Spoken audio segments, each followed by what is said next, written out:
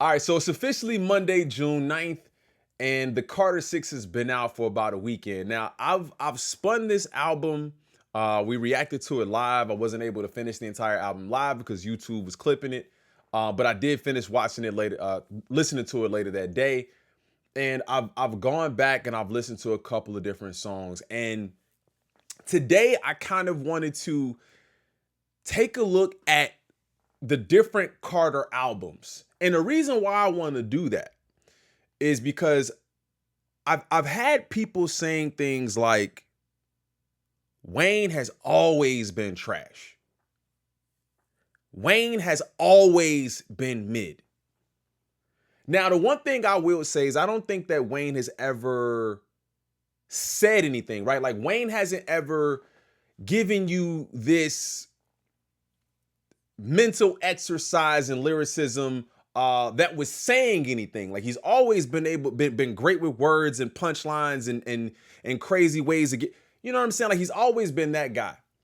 But the way that people are treating Wayne as if he's always been this low tier artist is crazy. And there's some really good conversation and discourse around this album in particular. Like I said, like you got creators talking about it, you got the fans talking about it, and then you kind of have some back and forth between creators and fans of Wayne as well. Now, one of the things that I saw this weekend that I think people kind of made it seem like, if it was Kendrick, everybody would be talking about it. Wayne actually, I think, sold out Madison Square Garden. I believe that was this weekend. If I'm mistaken, please correct me in the comments. But I saw something about that, about him selling out Madison Square Garden. I'm not understanding where the dislike for this album and the hatred for this album somehow meant that Wayne didn't have fans, or that Wayne was not going. Wayne doesn't command an audience. People still want to see Wayne, right? Shout out to my dogs. Justin Hunt, the company man, cooked Wayne in a way that I didn't even really know that it was possible. Concise. Just shout out to my dog. If y'all haven't seen Justin Hunt's video, make sure y'all go check him out as well. And then my dog, Read My Soul, actually dropped a video too, titled We Outgrew Them. And I'm going to get into some things too in this video, but I just kind of wanted to shout them out really quickly because a lot of people have had great things, great additions to the conversation. So if I'm missing anybody, I've watched a lot of videos. Read My Soul said something to the effect of, basically, we just outgrew these artists. And I think some of the artists were Drake, Wayne, and Nicki, basically the Young Money artists. And initially I was like, you know what? I don't know if we really outgrew them or if we just elevated and they did it. And I go, wait. That's the definition of outgrowing somebody. And I want to take a look at all of the Carter albums because my issue with this album wasn't that it was necessarily a bad album, which I did think it was a terrible album. But I also believe it was a terrible album because of the name being the Carter. This didn't fall in line with the Carter. This was more I Am Human Being, and I forgot what the other one was, the other rock album he did, because this is definitely one of those conceptual albums, in my opinion. But I do want to take a look at some of these albums, and I have a lot of notes here where I went back and I listened to a lot of the songs on these albums this weekend, and I'm trying to figure out which album I believe is the best Carter. And I think I figured it out for me personally. You guys can let me know in the comments, what is your favorite Carter album? I don't really want to include mixtapes because mixtape Wayne was a completely different monster.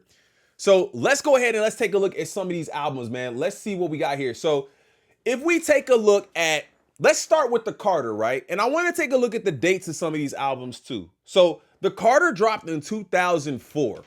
So, and the reason why I want to take a look at some of these dates is because we have some comments from a couple of crew members, and I'm cool with, you know what I'm saying? Like we could talk about it, right? I'm not really trying to fillet them or flambe them on this video or nothing like that. But, and this was actually a really nice comment. So I don't want this person to think, I'm not going at them at all. I just kind of want to talk about a narrative that I'm seeing. And it's really kind of like a reverse ageism kind of thing, which I don't really ever go at anybody for their age or how old they are or how young they are. I feel like everybody's experience is different. Just because I'm younger or just because someone is older than me or just maybe because someone is younger than me doesn't mean that they don't have input. That doesn't mean that they don't provide something valuable to the conversation. I think when we start getting into that place where age dictates your level of intellect is crazy. Because I know a lot of dumbass old people and I know a lot of really smart young people, but I know a ton of dumbass young people and a lot of really wise older people that we definitely need to be listening to. So here's a comment from somebody here. It says, I ain't gonna hold y'all. I'm 52 years old, born and raised from Louisiana. So that off the bat lets me see where they are, right? They've been rocking with Wayne for a minute. The OG's been telling you new generation nickels for 2 decades, 20 years. Since 2004, since Carter 1, Wayne was mid-tier. Since Carter 1, Wayne has been mid-tier. So if we go back to 2004 and we look at the landscape of rappers, and not to say that there were not great rappers, there's levels and tiers of different types of rap. We've covered that several times on this channel. Wayne has never been mid-tier in my opinion, but I'm not gonna go against anybody's opinion. I just think it's kind of crazy to place age on it, but like we've been telling you youngins basically that Wayne is mid. This album isn't really even a depiction of who Wayne is. And I've seen some people talk about that in a way like this has been Wayne. Carter 6 has been Wayne. We're going to debate that. We're going to debunk that actually. Carter 6 is not who Wayne has been. And I think that's the reason why people are so upset. Now, this product is trash. Of course, it's not great. It wasn't. If it wasn't for the Hot Boys, the Godfathers of mumble rap would never be relevant. Lil Wayne created a whole ass off music that shifted the rap game. That style of rap was ass then and is now.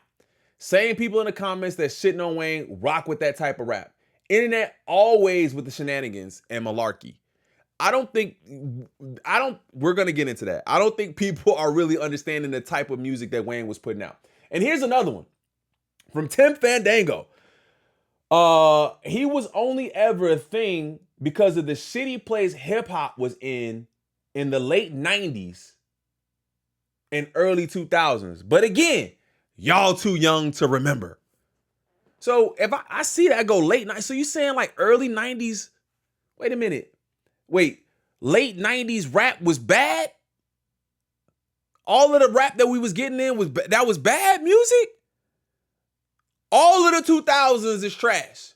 So we got nothing but early 90s and 80s rap. That's it. Come on, bro, make it make sense. So we're not going to spend too much time on that. But that's just some of the things, that's kind of the narratives I'm seeing is, you know, people equating it to age and y'all just don't know, y'all wasn't listening. We were, trust me. All right, let's go ahead and get into the Carter 1.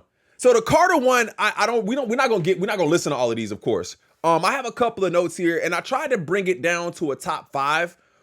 And I was really easily able to do a top 5 with the Carter, right? I went back and I listened to a couple of ones that I maybe were a little bit less familiar with. And I think it's safe to say there's a top 5. I'm going to go DJ, right? Which actually is inserted at number 2. And I believe Go DJ is probably the best song on this album in particular. Definitely had the most commercial success. And it's the second song on the album, which is, it doesn't really make you wait to get to the song. And I'm sure this actually led the album. We didn't hear it the first time on the album. It led the album.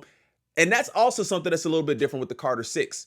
There was no lead. There was no single that led you into the Carter 6. It just dropped and it was what it was. And I think that was actually probably smart. Because if we had gotten any song from that album that was a single, people would have started looking at that shit crazy. So y'all can let me know how y'all feel about that too. So Go DJ I have as number 1. But actually, let's not go in any order. Go DJ, Birdman Jr., I Miss My Dogs, Bring It Back, and I got Holes and Earthquake as possibles that would be at either 4 or 5. So I always debated Carter 1, Carter 2, and Carter 3 as the best Carters, and I still believe that. But now I'm thinking that Carter 1 is probably closer to the third spot for me. So let's go ahead and get into it. Carter 2. Now, Carter 2 has a special place in my heart. Carter 2 has a special place in my heart, and it was actually released 1 year after. So you got Carter 1 in 2004, and in 2005, you got Carter 2. So we get 1 year break in between that, and we're getting a new Carter album, which I think actually builds on the momentum that you had from Carter 1. And I think that's why we got some of the best music that we get, that we did get. So we get The Mob, one of my favorite songs all time. One of my favorite songs all time is The Mob, and that's the beginning. That's the intro to the Carter 2 is The Mob. Then you got Money on My Mind. Now, I want to play these songs, but I just don't want to get this video flagged. Otherwise, we go through and we play a snippet of all these songs. But you got... I already listened to it, that's why. No, not that. I'm tweaking. But this is not The Mob. Why is The Mob not playing? Why is The Mob not playing? All right, it's telling me not to play it. I'm not going to play it. I'm not going to play it. I'm not going to play it. All right. So we got The Mob. We got Money on My Mind. We got Fireman. Fireman actually ended up being probably the most commercially successful. Probably the most commercially successful song on the album. And I thought Fireman was actually on Carter 1. For some reason, I placed Fireman on Carter 1. But Fireman was a major hit. Best Rapper Alive is in that mix of really dope songs on this album. I definitely have that in the top 5. I actually have 1, 2, 3, 4, 5, 6, 7, 8. I have 8 songs that made this list. Then you have Hit 'Em Up. You got Hustler Music. You got Receipt. And you got Shooter featuring Robin Thicke that sometimes I believe gets, it actually gets forgotten. One of the things that I said about Carter 6 was that there weren't enough features.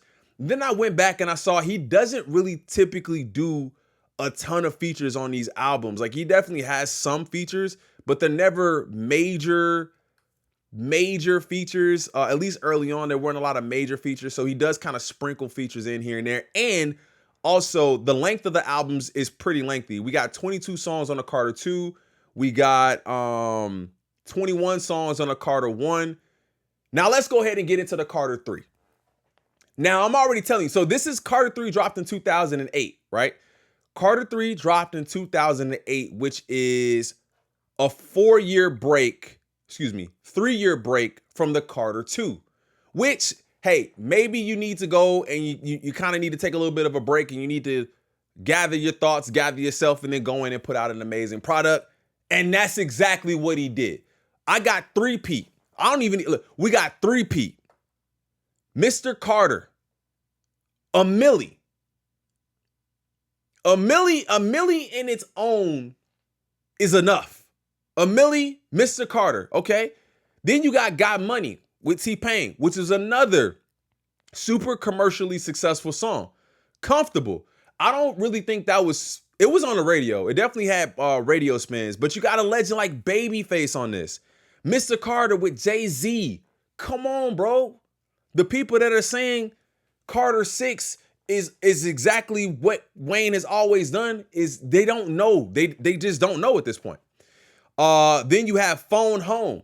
Crazy one. What else we got? Dr. Carter as well. You got Tie My Hands. You got Mrs. Officer. Bobby Valentino. Right? You got Mrs. Officer, another really commercially successful song. I still hear it on the radio every day. Let the Beat Build. Maybe not one that you would hear on the radio, but definitely one of them songs on the album that was crazy. Shoot Me Down. Come on, dog. And then Lollipop. You got a milli, Lollipop, Got Money, Mrs. Officer, all on the same album. Actually, Lollipop is probably the most commercially successful song on this album. Then you got Lala featuring Busta Rhymes. And I think that was produced by David Banner. You know what I'm saying? P Monster. And I think that's it after that. So what do we got? 1, 2, 3, 4, 5, 6, 7, 8, 9, 10, 11, 12, 13, 14 of the... No, that can't be 14 and 16. Really? 1, 2, 3, 4, 5, 6, 7, 8, 9, 10, 11, 12. Bro, I'm saying 13 because I may not put P Monster on there. 13 of the 16 songs on this album go. They may not all be slaps, but they absolutely go. So in my personal opinion, Carter 3 is absolutely the best Carter in the series. Carter 2, very strong second, but there's a couple less songs on the Carter 2 than there are on the Carter 3 as far as the amount of songs that I can listen to without skipping, period. So Carter 3, in my opinion, is the best. Then you got Carter 4, which releases in 2011. Now, if you guys are unfamiliar, or I don't know if you're unfamiliar or not, but he did do a prison stint, I believe, or jail. He did some time in prison in 2010. In 2010, I think it was less than a year. It was like 7 or 8 months. So in between Carter 3 and Carter 4, he did some jail time and then dropped that album the year later in 2011. So on C4, this is where you kind of start to see the decline, in my opinion. Carter 4 is where you start to see the decline. And you can see that with Blunt Blowing, Mega Man, but then you get an absolute monster of a song in 6 Foot, 7 Foot. Still, I don't care where that so if it comes on, everybody knows the first verse to that song, probably Heart for Heart, 6 Foot, 7 Foot. Then you got Nightmares at the Bottom. Nightmares at the Bottom is a crazy song. Crazy song. She Will did numbers with Wayne and Drake. Then what else do we got? How to Love. Even though that one was a little experimental with Wayne, we had How to Love on that too. And then we had President Carter. So of the 21 songs, you probably had about 7. And that's what I'm saying. I feel like then you start to see the decline. There's not as many non-skippable songs on Carter 4 that you get than you get on Carter 2 and Carter 3. Carter 3 is damn near unskippable. You don't have to skip anything on that. Then we go ahead and we get to Carter 5. Now, Carter 5, I didn't realize that Carter 5 released 7 years after Carter 4. 7 years later, we get Carter 5, and I think here's where we really do kind of see, we got Don't Cry. We got Dedicate with 2 Chainz. We got Uproar with Swiss Beats, which in my personal opinion, it's one of the more famous songs. It's one of his more notable songs on Carter 5, but still not one of my favorites. And then you have Mona Lisa. Mona Lisa is probably the best song on this album. Mona Lisa, and then honestly, the best outro, the best ending song on the album is Let It All Work Out. Let It All Work Out. And obviously, all of these picks that I'm having here are all my personal opinion. You guys probably have completely different views of the album. Carter 3, damn near unskippable. Carter 4, there's a couple of skips for me. Carter 5, not so much. But then again, we get 7 years in between time. There's a lot that happens in 7 years. And I don't think that, I think that something that the company man said was, we would have loved to seen some introspective stuff about maybe your relationship with Birdman and what it's like to be getting a little bit older in the business and different things of that nature. Just all different things that we didn't see from Carter 6. So basically with that said, man, I really wanted to kind of take a look at the albums and really see if I was tripping. I really wanted to see if I was tripping because Carter 6 to me just doesn't need to be in the Carter series. It should be its own standalone, or it should be involved in one of those other more experimental albums. If this album was not titled The Carter 6, I don't believe the Uproar would be what it is right now. But obviously, I want to hear from y'all, and I want to know what you guys think about it in the comments. So if you guys have something to say about it or you have an opinion, I definitely want to hear about it. I'll be in the comments in this one, definitely responding and tapping back in with y'all. Do me a favor, gang, hit that like button, subscribe to the channel if you guys are new. If you guys have not seen the initial review of the album, make sure y'all check that out. If you haven't seen the actual reaction to the album, make sure y'all check that out as well. I'll see y'all in the next one. I'm out. Peace.